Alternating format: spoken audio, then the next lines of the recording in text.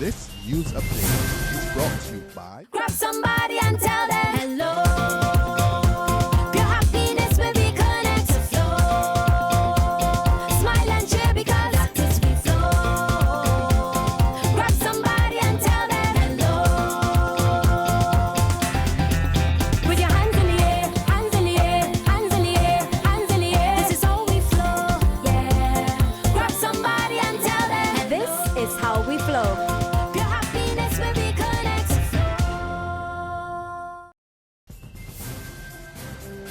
It's Tuesday, July the 21st, and this is your Barbados Today afternoon news update. I'm Emmanuel Joseph.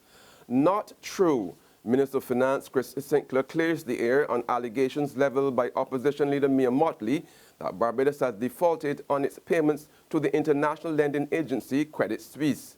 Delivering a ministerial statement in Parliament this morning, Sinclair made it clear that Barbados' loan payments are up to date, and he says he has proof from the Credit Suisse that that's the case. Barbados was current and had paid up in full and on time in relation to that particular loan. Credit Suisse had also written a letter confirming that that was true, and we attached that to the ministerial statement as well. And so, we feel that a greater level of responsibility should obtain in these matters. We know that even the guidance transfer politics can get a little heightened sometimes, but at the end of the day, given the volatility of the markets and the sensitivity of people in relation to debt and what is happening in Greece and other parts of the world, that those comments were, particularly irresponsible and ill-timed. And therefore, we felt that it was necessary to clarify. A rescue plan by the Barbados government to restructure the troubled operations of CLICO is not sitting well with some groups. Some policyholders and members of the Eastern Caribbean Currency Union signal they've been left in the dark about the proposal to set up a new company called the New Life Investment Company to take over CLICO's operations by September the 15th. The plan is yet to be approved by the High Court. Vincentian Prime Minister Dr. Ralph Gonzalez has written Prime Minister Frandil Stewart saying that the plan should not go ahead without assessing the risks and costs of the proposal to the OECS policyholders who have also invested in CLICO. Gonzalez has called for a meeting with the Barbadian authorities, stressing there should be compensation and appropriate government arrangements must be in place to ensure OECS policyholders are treated fairly. A new United States law could hamper local and regional agricultural exports to that country. The caution was issued by the representative of the Inter-American Institute of Agriculture, Ina Harvey, at a workshop this morning. According to Harvey, the Food Safety Modernization Act seeks to ensure that food entering the United States is safe and will apply to the entire food supply chain, including manufacturers, processors, packers, and food distributors. She pointed out that it gives the U.S. Food and Drug Administration oversight for all imported food products. The official urged farmers and other stakeholders to be more fully aware of the new export requirements. Farmers and exporters of fresh produce are also affected, as minimum standards for safe production and harvesting of fruits and vegetables will be established. These will speak to soil amendments, workers' health and hygiene, packaging, temperature controls, and water quality, what we know as good agricultural practices. Businesses will have to establish written preventive control plans and be able to show traceability. At least 10 food safety mandates will be enforced, and these include foreign supplier verification programs, which puts the onus on you, companies who are exporting food, and puts the onus on your importers to verify that you have measures in place to ensure safety. Importers have to carry out risk-based verification checks to ensure that what you export to them is not adulterated or misbranded, but produced according to preventive control requirements and safety standards set out by the FDA. Harvey stressed there's no need to fear the new law. She says it's an opportunity for the region to get its house in order on food safety. We must take example from the US and from this FSMA to put our own house in order. It is imperative that businesses understand how new requirements align with existing laws and standards. And the passage of this legislation provides us with an opportunity to review our current food safety strategies and determine the best approach for building a food safety program that supports all upcoming compliance requirements and regulatory changes. Social Care Minister Steve Blackett wants more of the island stakeholders to step forward and help rebuild the family unit. Blackett, who recently treated children in his constituency, who sat this year's common entrance examination, says restoring the family is critical to the development of the nation's children and society as a whole. Wherever possible, infuse that family unit with as much support, not only from the community itself, but also from governmental support and NGOs and other church-based organizations and things like that.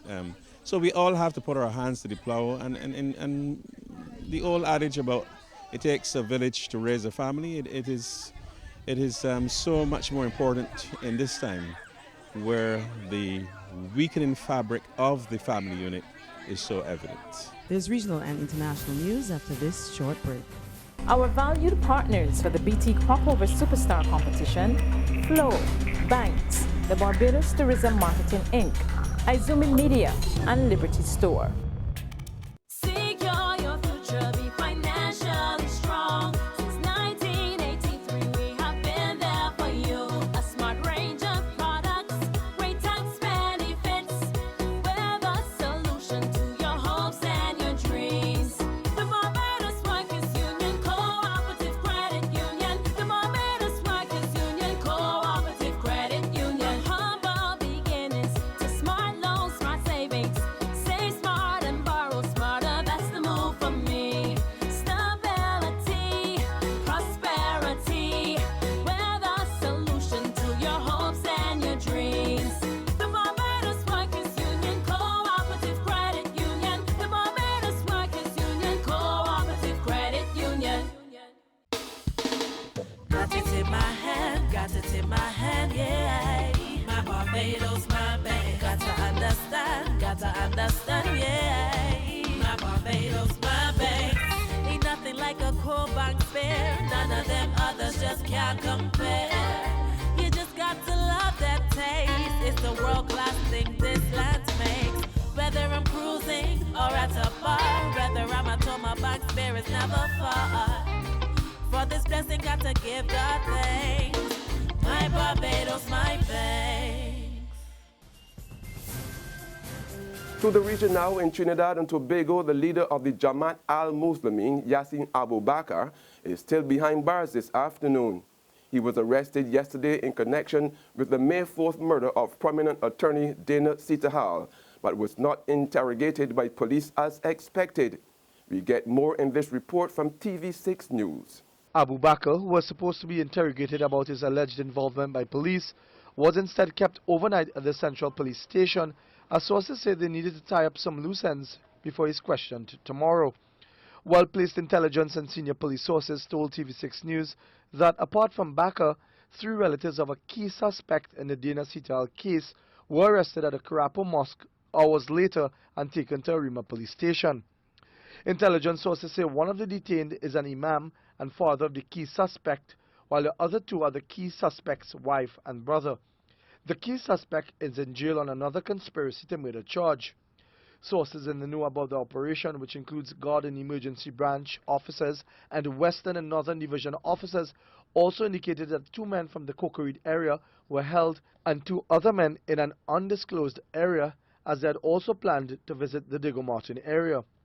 Abu Bakr, reliable police and intelligence sources say, was named by a key suspect in the Sitahal case in a statement he gave to police some time ago. On the international scene, a suspect has been identified in the suicide bomb attack that killed 32 young activists in Turkey. The country's prime minister is pointing fingers at the Islamic State group. The government has now vowed to increase security at the Syrian border. The prime minister dismissed claims that the ruling Justice and Development Party, AKP, has not done enough to combat militants, saying the government has never tolerated any terrorist group. ISIS militants have not responded to claims that they were behind the bombing. That's our noon update, but you will be back again this afternoon. Until then, remember to log on to www.barbadostoday.bb, subscribe to our e-paper or email updates, or like us on Facebook. You can also catch us on Izumi Media in bus terminals or screenplay at supermarkets and gas stations near you. Also tune into Channel 101 on Lime TV and Mix 96.9 FM to get all the latest news and sports. I'm Emmanuel Joseph. Continue to enjoy the rest of your day. Our valued partners for the BT Popover Superstar Competition: Flow, Banks, the Barbados Tourism Marketing Inc., Izumi Media, and Liberty Store.